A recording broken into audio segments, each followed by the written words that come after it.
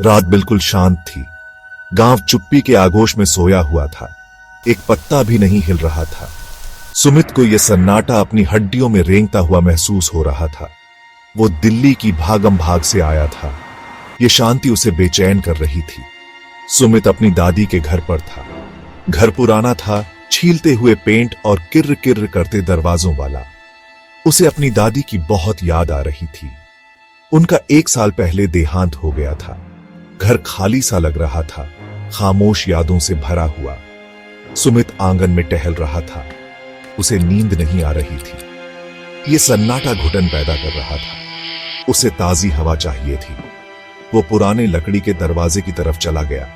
उसका हाथ जंग लगे कुंडी की तरफ बढ़ा। जैसे ही उसने दरवाजा खोला, एक आवाज ने सन्नाटे को चीर दिया। सुमित, सुमित। ये एक फुसफुसाहट थी, धीमी और दूर से आती हुई। फिर भी इसने उसकी रूह कंपा दी। वो ठिठक गया। उसका दिल जोर जोर से धड़क रहा था। Gap 2S। सुमित का दिमाग तेजी से दौड़ रहा था। इस वक्त कौन उसका नाम पुकार सकता है? वो घर में अकेला था या नहीं? उसे लगा कि वो आवाज उसे पहचानी सी लगी। क्या ये उसकी दादी हो सकती है? वो आंगन में चला गया। आवाज उसे खींच रही थी। अब ये ज्यादा पास लग रही थी, लेकिन फिर भी उसकी पकड़ से दूर। डर अब उत्सुकता में बदल गया था। उसे इस आवाज का स्रोत ढूंढना ही था। आंगन चांदनी में नहाया हुआ था। कोनों में परछाइयां नाच रही थीं। हवा में चमेली की खुशबू भरी हुई थी।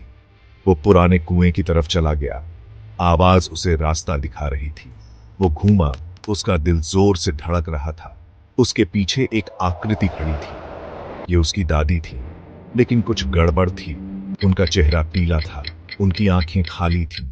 उसके रीढ़ में एक सिरदर्द दौड़ गई। दादी, उसने फुसफुसाते हुए कहा। उसकी आवाज कांप रही थी। वो बेजान सी खड़ी थी। उनकी सफेद साड़ी चांदनी में चमक रही थी। उनकी खामोशी किसी चीख से ज्यादा डरावनी थी। फिर वो बोली, तुम्हारी दादी अब नहीं रही, उसने कहा। उसकी आवाज एक कर्कश फुसफुसाहट थी। अब मैं यहां हूं। सुमित का खून जम गया। ये उसकी दादी नहीं थी, ये कुछ और थी, कुछ भयानक। वो भागना चाहता था, लेकिन उसके पैर जमीन से चिपके हुए थे।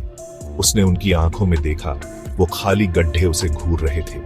वो जानता था कि उसे इस जगह से दूर जाना है, और जल्दी। वो मुड़ा और घर की तरफ भागा। जैसे ही वो दरवाजे पर पहुंचा, उसने उसे देखा। एक काली परछाई, बेडौल और खतरनाक, उसके रास्ते को रोक रही थी। वो उसका चेहरा नहीं देख सका, सिर्फ उसकी आंखें अंधेरे में लाल चमक रही थीं। सुमित चीखा और पीछे हट गया। उसे बाहर निकलना था, इस बुरे सपने से भागना था। वो मुड़ा और रात में भाग गया। वो तब तक नहीं रुका जब तक वो गांव नहीं पहुंच गया। उसने घर की तरफ देखने की हिम्मत नहीं की। वो जानता था कि जो भी वहां था वो इंसान नहीं था। उसने उसकी आवाज सुनी थी, उसकी परछाई देखी थी, और वो जानता था कि वो इस रात को कभी नहीं भूलेगा।